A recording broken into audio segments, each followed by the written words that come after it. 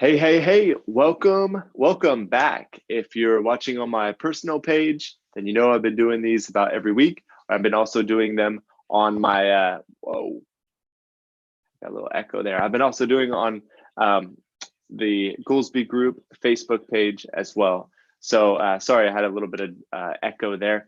And I'm also doing this because I want not only just to let you guys know what's going on in the real estate market right now. I know there's a lot of crazy news, and also just I have a new streaming service and I'm testing it out. So if you can hear me, say give me some likes, some thumbs ups, some hearts on Facebook. Drop some comments. If you're on YouTube, drop some comments. Hopefully I'm coming in loud and clear because I'm about to get started right now. So we have a bit of an update. This one's going to be quicker than the rest of them, right? So the rest of them, I kind of dive deep down into like what's going on in the market right now, what's going on in the country, what's going on hyper local in Roseville. I have even talked about Sacramento data and just like I've talked about unemployment in the past, but here I'm going to get pretty focused. We don't have a wide range of topics. I'm just going to quickly recap the last week. I'm going to talk to you about how your home value might have changed. We're going to look at the data around whether or not your home value has changed. We're going to talk about the current problem, which if you've watched any of my last market updates, you might have a little hint of what the current problem is. I got to share with you a client success story, a huge win that I'm just so excited about. And then also I want to let you know about some upcoming events. So this will be pretty quick, pretty easy. And we're just going to dive straight into the content. All right. So recap of last week. How has my home value changed? Current problem in the market, a client success story, and an upcoming event. So recap of last week. And really, honestly, this is kind of a recap of the last few weeks. Home prices changed during the last recession. We know that only one of the last recessions had a major change in pricing, and there is no signs of that happening in the near future. The reason why is because the availability to get a loan was incredibly easy compared to now, incredibly hard. No, I'm just kidding. It's not incredibly hard, but it's definitely harder than it was back then. All right. So more indications it's not like the rest. We have a ton of equity in our homes. Roseville owners, almost 53% of Roseville homeowners have at least 50% equity in their home. So we're not going to see a ton of foreclosures. People just aren't going to walk away from that much equity. It's not going to happen. It can't happen, right? They're just not going to leave that amount of equity to the banks. If you'll also remember that this quote, we note that inventory as a percent of households sits at the lowest level ever. Okay, I dove deep last week and the week before talking about inventory levels. March seller traffic across the country is down. They call it weak in this report. So seller traffic is weak. And that's last week. Oh, I thought I had a couple more slides than that, but realistically, go back and check out last week. I told you I don't want to make this too long. So how has my home value changed? Now, these might look familiar, right? Every single week, I've been posting the market update. If you follow me on Instagram, I post these. If you follow me on, these reports that I do, I talk about it. So there were 118 active homes between 3/31 and 4/6. It's an incredibly low number. That's a very, very low number. I mean, that's in 1 week. So we know that inventory grew, but at any given time to have 118 on the market is pretty low. Now we're climbing up each week. Well, actually, no, we took a little day dip, but we had 44 homes still go pending. We had 47 homes sold. Boom, uptick. 240 homes hit the market, 77 homes go pending, 35 homes sold. So we saw a pretty big uptick in inventory. 248 homes on the market, 56 homes pending, 35 homes sold. 270 homes on the market. This was last week. 61 homes pending, 30 homes sold in that week. And then this week, here we are now. 277 homes on the market. So we had a slight uptick in homes on the market or active, but 95 of them are brand new. 63 homes went pending and 24 homes sold. Okay. So what does that data tell us really? It tells us that it just simply tells us that the market is moving forward. We have new homes hitting the market. Our inventory level, our meager inventory level is growing. And just in the last 7 days, 95 homes hit the market. So that's a pretty big number. In fact, if you watch my video over the weekend, I said that 52 homes hit the market, or it was on Friday, 52 homes hit the market in the last 5 days. Okay, so now we have a total in the last 7 days from Monday to Monday, we have 95 new homes to hit the market. Let me tell you some more data. Recent closings. These are these aren't recent. Do not read that part. It is not recent. This is from last year. I wanted to look at the data from where home values were at last year in comparison to our current COVID crisis. And I looked at data from April 15th to May 11th, because that's where we are today. And April 15th, for this year, if your home closed on April 15th, your home basically closed during COVID, right? Like more than likely you went into escrow right around the shutdown and you closed escrow in the midst of it. Still, we're in the midst of it. So these are closings that are happening right now or have happened since May 15th, since April 15th, but I'm looking back. I want to look at last year and see what was the market at last year in comparison to where it's at this year. Well, 196 homes sold last year in between the same time period of April 15th to May 11th. The median price was the average price. Man, my slides, guys, my slides. The average price was $492,000. It is not the median price, $492,000. I just wanted to get this content to you super fast. I had to make some tweaks and last minute adjustments. So this is an old slide in terms of the median price, but $492,000 was the average price. The original ask to sales price was 99%. So if you were asking, $497,000, chances are you're going to get close to $492,000, right? Average size, 2,018 square feet for an average price per foot of $254,000. So fast forward to today, right? Fast forward to today, we have, again, I apologize. Don't worry about this. Don't worry about this right here. These are closings from 4/15 to today, okay? Sorry, guys. 105 closings between April 15th and today, May 11th, 2020, okay? The average price, I did fix that, hooray. The average price is $494,000. Now you remember, average price last year was $492,000. The original ask to sale price is 98.8% this year. Remember last year, 99. Really not that much of a difference. The average size is 1974. Average size here is 2018. So we're about 50 square feet smaller on average this year. And that's why it's kind of tough to look at data just from one specific month. But the average price per square foot is $262.36 versus the average price per square foot last year being $254.83. Now, here's the thing. These numbers, this gives us a good, a decent picture, right? We're close in average size. We're close in original sales price to ask price. We're close in average price per square foot. We're close, but it's not, there's no exact science to it because we're really looking at a small data pool. We're looking at 1 month to this month in time.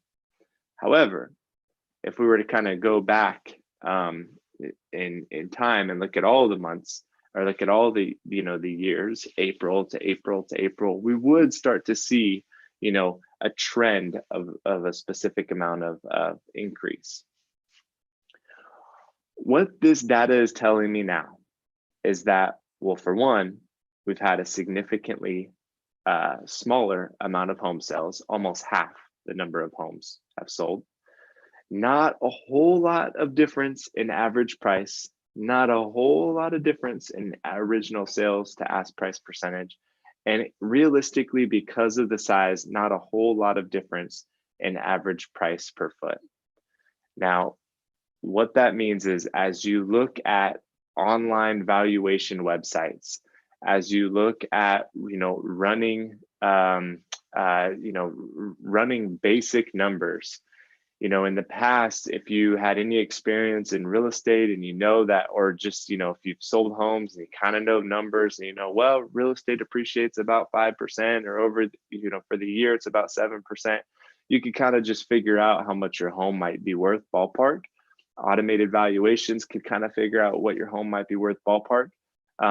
Because we've had this movement, this kind of very drastic dip in inventory, dip in sales, and really not a whole lot of difference in terms of average price and average size and average price per square foot, it's going to be very difficult for these automated sites to really put a value on your home. So the message that I want to say to you today is, across the board, there's really no significant number. It almost looks like prices really haven't increased. However, I know that's not the case, right? Because I know that some homes are selling for, much higher than they would have sold for last year. Sold a home earlier this year that's in the 440 price point, and last year I know for a fact it would have been right around 415. Okay. And I'm still seeing that now. There are definitely different markets. We have to take a look at all the data, but across the board, what we're seeing is, not a whole lot of movement. It's good. We haven't dropped, haven't gone up on average, right? So my point is, automated valuation software is going to have a really hard time identifying how much your home is worth. Zillow might tell you that your home is worth lower or higher or whatever.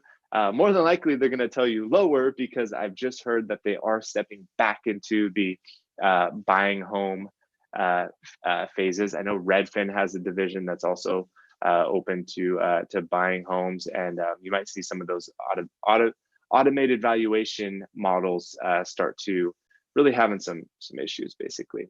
All right, so the current problem is this. The current problem is that there's not a whole lot of data available online in terms of how much your home is worth. And also the current problem is that we don't have the major problem that I mentioned before, is we don't have a whole lot of inventory available. This is what homes that went up for sale look like kind of quarter over quarter for the last 15 years, right? And you can see here, we're way down here, right? And this is for the quarter. So, I think we'd be somewhere here right now in terms of the green. Okay. So we have very, very little inventory, historical low amount of homes. And yet, if you look at this graph, quarter over quarter, year after year, the dark green, which is the ones that actually sold, that stays pretty consistent. That doesn't change a whole lot. So we know that the demand is still there. And in fact, in the last 7 years, the demand has actually spiked just a little bit. It's increased. It's almost always, it's kind of hovering around this line, versus in the past it never really breached the 200 mark. And then here it teases with it quite a bit, and actually even almost hits 250 at one point. But anyhow, what this data says is that we're very, very limited inventory. If you have a house, it's still a seller's market. There's still demand. There's still homes. There's still not a lot of competition. This is in the last 7 days. I just shared this with you. 63 homes went pending, 24 homes sold. 277 homes are active on the market right now, and 95 of them hit the market in the last 7 days. Oh, I'm skipping ahead. I don't want to talk about upcoming events. I want to share with you an awesome story. So recently, I've been working with a lot of people, and I shouldn't say a lot. I've been working with a higher number of people that are interested in down payment assistance or low down payment programs, right? Met with a couple or a family recently. It's actually a mother and daughter that are purchasing a home together. And I wanted to share this quick story. It's a little bit too soon to celebrate, but the entry into, stepping out and looking for homes, the process of going and finding the home and then making an offer on one so far has been just a great story. So I want to tell you about it. So these guys, they're interested in down payment assistance program, right? They don't have a ton of money saved up, but they do make good income and they have a good outlook on where their jobs are going to be going, and they want to buy a house. Well, a lot of the programs have kind of adjusted since COVID hit, but there are still some available. And they were working with one lender. Took them 2 months, they said, to get qualified, and man, it just didn't seem right to me. But I said, okay, that's fine. And they were working with a lender to get their pre-qualification. They finally got it. And all the while they were preparing, because this lender told them, about what to expect with their purchase price so that they could shop online and look at homes. And so they were preparing for a purchase price of $475. Well, then they submitted all their documents and they got the letter back and they were qualified for $400,000. And the difference between $475,000 and $400,000 in the Roseville area is this pretty significant jump, right? You go from very, very low inventory, a lot of competition, up to, a bit more inventory, a little bit more even playing field, and in different neighborhoods and things like that. So it was a pretty tough blow for them, to say the least. Well, as with everything, you should always get a second opinion. If, God forbid, your doctor told you, you were sick with some sort of disease, God forbid, cancer or something like that, you would probably want to go and talk to another doctor, right? Maybe get a second opinion, get some advice. We can even simplify it and not make it so harsh or dramatic, right? Maybe it's not, something like that. Maybe it's just something as simple as, your car needs work. Ever been told by a mechanic that your car needs to be fixed, and you're like, I don't know, and then you take it to somewhere else, and sure enough, it's just a very simple thing. Well, that's kind of like what happened here. It just didn't seem right that for 2 months somebody was working on a file, telling them one thing and then delivering them a completely different experience, especially when we knew the numbers added up. So we introduced them to one of the lenders that we work with. Shout out to Eddie Johnson at Loan Pal, and he had them completely taken care of in less than 24 hours, and now has them pre-approved to purchase a home for more than $475,000. Good news is they actually found a home well underneath their budget. They found a home for $420,000, right? Which is still $20,000 more than they could have qualified if they had stuck it out and took the bad news and shopped in the areas that they didn't want to shop in, and kind of settled for the home that they thought that this other lender was going to help them buy. Still $20,000 more than that. Opened up their options, they found a high price, and now, as of this morning, late last night actually, they're in contract to buy a home together. Mother and daughter, they're gonna be living together. They're in contract to buy a home together for $420,000. We competed with 5 offers, and I'll share the whole story about how they got that later. But anyhow, it's just the point I'm trying to stress there. This isn't a plug to me or anything like that, but it's the point I'm stressing is when you're shopping for a home, it's probably a good idea to get a second opinion. I actually just talked to somebody today, a friend of mine, be helping, the difference between the number they were told before versus the number that one of the mortgage brokers I have now.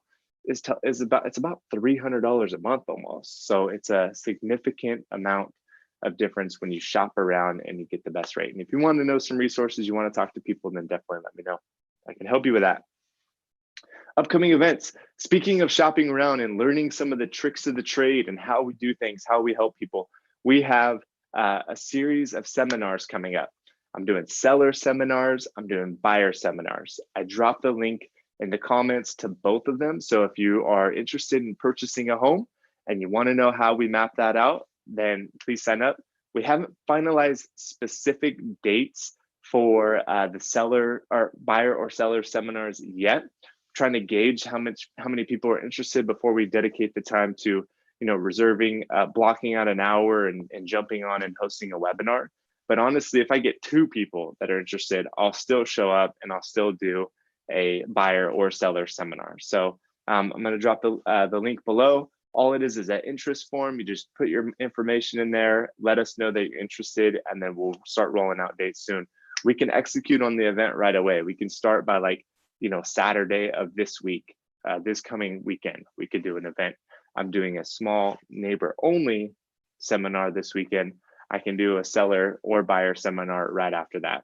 Totally up for it. So anyhow, that's the market update right now. I hope it was valuable for you.